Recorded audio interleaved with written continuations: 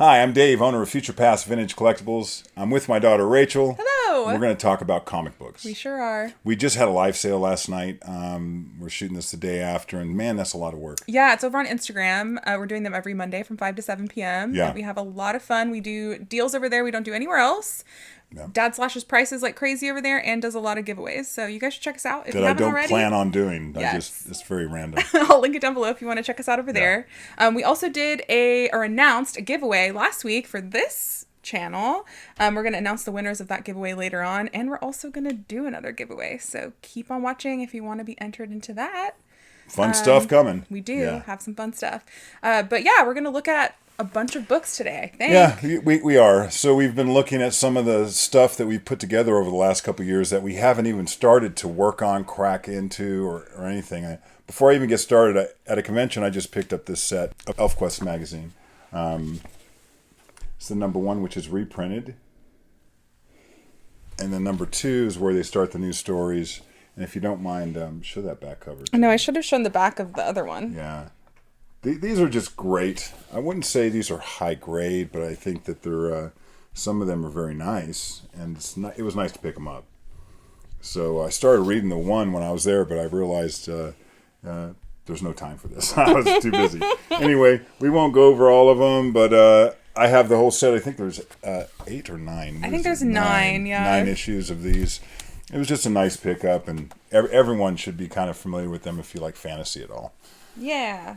Woo! Lots of them. Okay. I have a box from a collection that we haven't shown yet.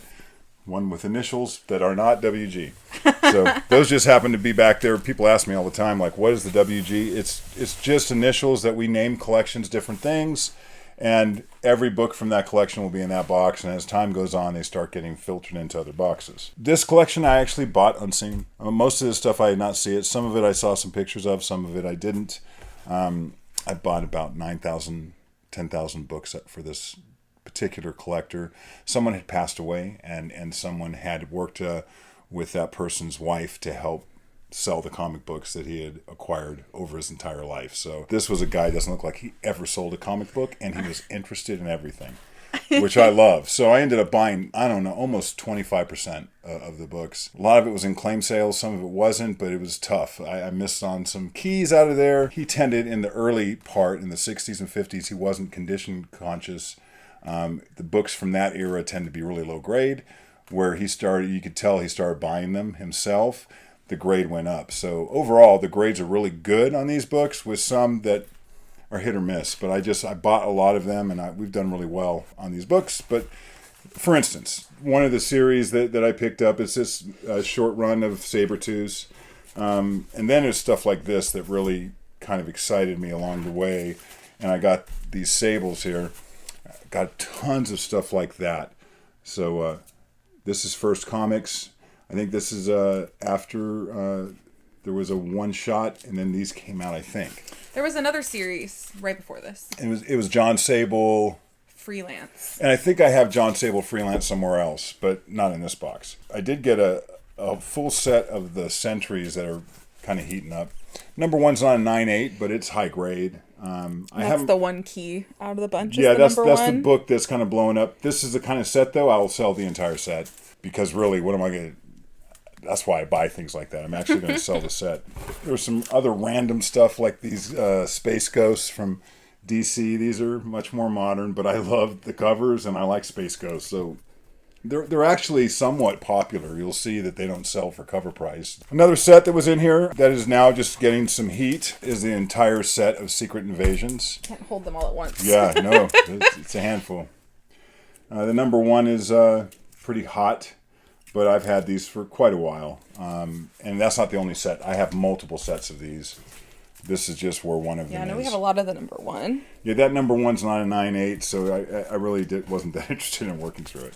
So a couple more demons. These demons are like 9.0s. I haven't even put them out to see if I wanted to press them yet or not. Really, investment grade on demons is 9.2 and up. There's a lot of copies in lower grade than that.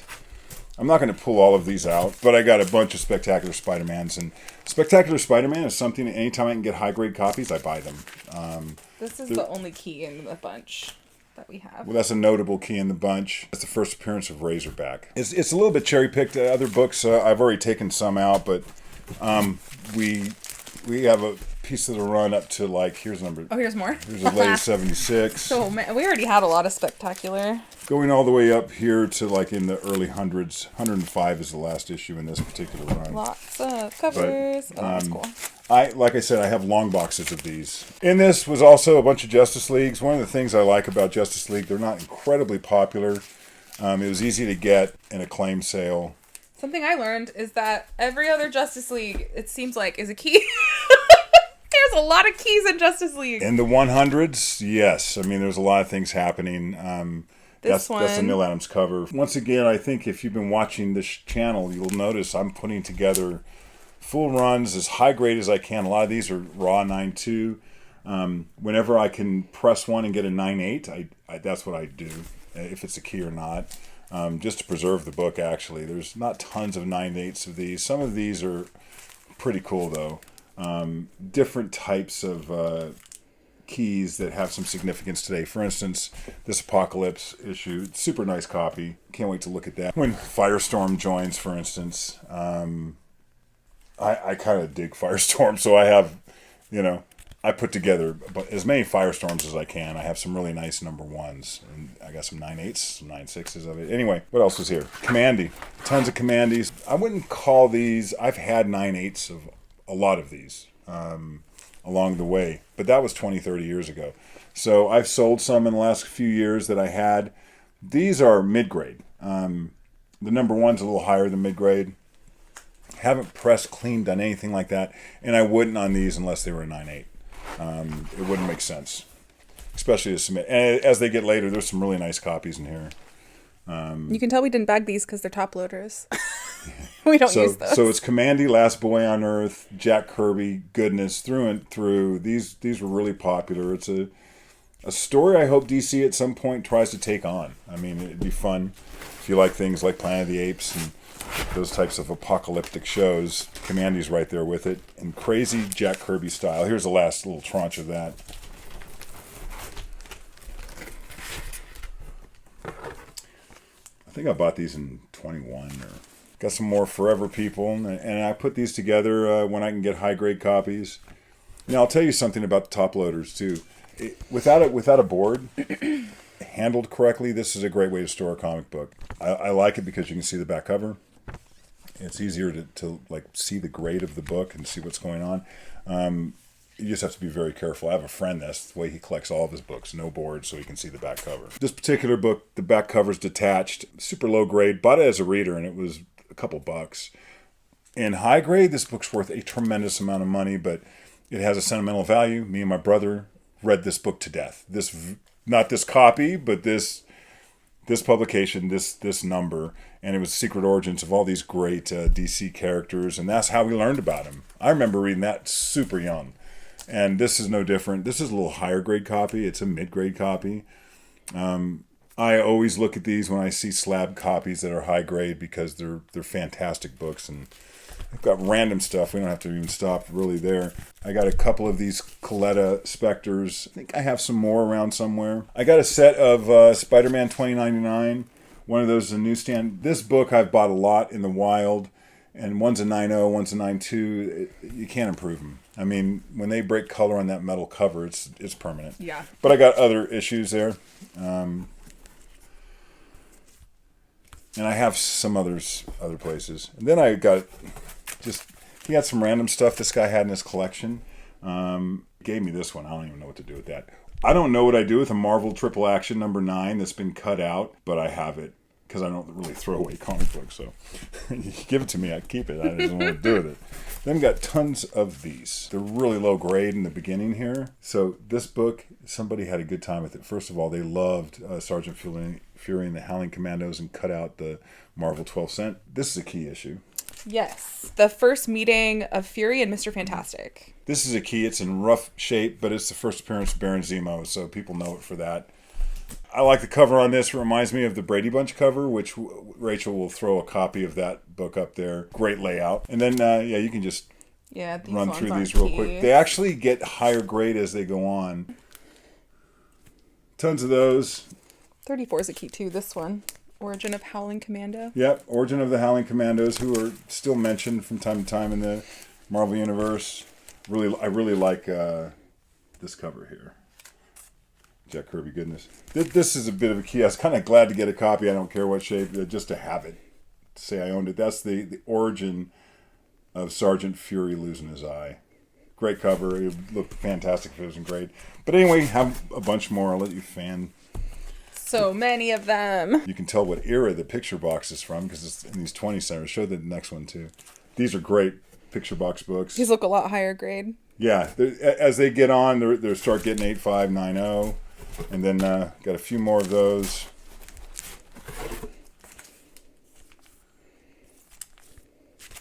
And then it's like we're going back, but yeah, just Back got to a low grade. handful of these kind of low-grade Sergeant Furies. I just put them away.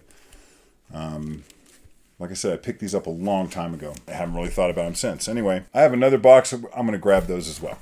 But before that, we're going to announce our giveaway winners. Let's do that. And announce a giveaway. Here we go. Okay, so if you were here last video, we announced giving away this Rat House Comics set. The winner of this set is Scott E. Congratulations, Scotty. Please email us. It's down below, and we will get these sent out to you. Oh. And then the winner of the Red Room #1, which was our other giveaway option, is John Brees. Congratulations. Send us an email, and we'll get this sent to you as well. Let us know if it's too raunchy, though, and we'll pick something else. Yeah, if you prefer something that's not violent and really depictive, let us know. Yeah, just let us know. We'll pick something else. So we have another set of books from Rat House Comics that we had broke into 2 giveaways. So why don't we show some of the books? We actually have some that come with like a sliding cover because there's some nudity on these. And it's covered up by this thing that came with the book, which is pretty cool for them to be able to display the book. And then once you move this, there's something under there. So anyway. Yeah, so these are magazines. It's called The Bolt. I'm going to cover up the nudity. But this is one. And these magazines have really cool interiors. It's like a graphic novel, basically. Here's the other one. And the other one. So we're going to give all 3 of these away. So this is a $35 value on the cover price. These are really high quality books. They're so nice. And if you weren't here in the last video, our friend Tim Tyler is the artist and creator of Rat House Comics. He sent us these. So we're going to give them away to you guys so you can take a look at them. If you want to be entered in this week's giveaway, all you have to do is like, comment, and subscribe down below to be entered. We're also giving away something else. How about another Red Room #1? We're going to give away another one. So there's 2 giveaways again. Yes, because we love giving things away here. So again, if you want to be entered to win either the Rat House Comics or the Red Room #1, like this video, comment down below, and subscribe to our channel, and you'll be entered. Getting another box. Woohoo! This is a miscellaneous box. That's literally what it's called. So it has a lot of different stuff. MISC 9. This is MISC 9. So you understand this system that we have. Anyway, and this came from I don't even know. A bunch of different collections. It's a smorgasbord. Love books like this. Anytime I can grab them. Power Comics, Cobalt #1. Very little information, and I don't care. I have a copy of it. It's cool. Got a set of Cosmic Boys. I think we showed some of that these are really last time. high grade. Yeah, these are higher grade than the last ones. Cool. And here's an Eclipse comic, Crossfire #1. I don't know why. There's a couple of Conan hundreds in here. I'm telling you, there's some random stuff in here. Newsstand. I don't think it matters, though. Does it? For these? No. Got a chunk of those. No big deal. A bunch of Spawn #1s. None of them are newsstand, though. Yeah. I don't know how many super high grade ones, but I have a lot of copies of Spawn in this box. Just, yeah, a whole, like, run of Spawn. We have a lot of Spawn, just in general. Not the rare ones. There's not that many copies. Another reason you can tell we did not bag these ourselves is because it has this tape on it. Yeah, those were old. When I say rare, all I'm talking about, there was low distribution for a lot of Spawns where it dipped down. It even got under 20,000, I think, like 16, 17,000, which is half. Those are like in the hundreds, right? That are in the hundreds, print. Yeah. And then there's some variant covers too that people they demand a lot of money. So none of those. But any of the ones we did have, I think we sold. I think we ran all the way up to like, and in the 300s here, and I'm not going to show them all. It's but too many Spawns, you know? yeah, I mean, I'll just slumps and slumps. I mean, just so many of them. Spawn is something that when I came back to the hobby, I just bought them every month. Plus, I picked up a bunch, and she was talking about the Spawn universe, #1. Nice copy. I haven't seen that one. It came out. It came out in 2021. The other one with the cowboy hat. So then we get back into these funky things. Ooh. So this is this came out in '92. This was at a San Diego convention. It was a giveaway, and it's so funny. If you collected in the '90s, you probably have a copy of this. I don't know why everyone has so many of these. So cool. There's a book that's not hot at all. Image Comics, Savage Dragon #1, Larson Art. Yeah, it was popular, really popular at the time. Just a Scarlet Witch #1 in newsstand. So funny. I collected Dark Horse Presents, and I from my original collection, I have a bunch of stuff like this that are just these random storytelling comics that are not hero comics. I've always liked that stuff. Here's a Secret Warriors #1 in a hip hop variant. Rachel will look this up and put the info on it, but it's a nice copy of that. God, I love this series. This is the #2, Secret Origins. Another thing I read when I was young, super young. I love Secret Origins. Here's a much later issue with Man Bat and Animal Man. 2 characters I actually like. I don't know why this book's in here. I think there's a little bit of heat on that stuff. I got this in a mystery box. Sergeant Bilko #2. It's probably a 5.55. But it's like I got that. I'm like, what do I do with this? I don't know what to do with this book. And then I got this run of Shazam's, and Shazam is this speculation thing that people think the movie's going to make it better. I read Shazam as a kid. Shazam's something I actually like, so I don't care about all that. I like Shazam, you know. And I have some of the original Shazams in here, too, from the 70s run. When I say original, I'm talking about in my lifetime.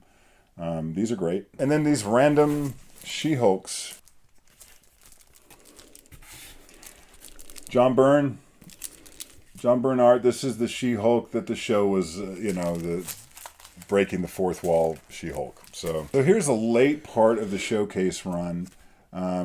Those 15 centers, if I can get those in gray, those are something I'd actually put in my PC. I don't know if they are, but these are Joe Kubert covers. Sick. I'm told this is a miscellaneous box. Oh, miscellaneous. Couple issues. Oh yeah, here's more silks. Well, I got more of that. Here's that homage to ASM 300. It's cool. Yeah, I want to dispel a myth.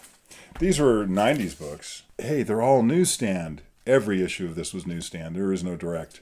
If you find a direct, that might be worth something. But these just cover some of the greatest comic books ever printed. And that this was a great way. I told you I liked reading Secret Origins.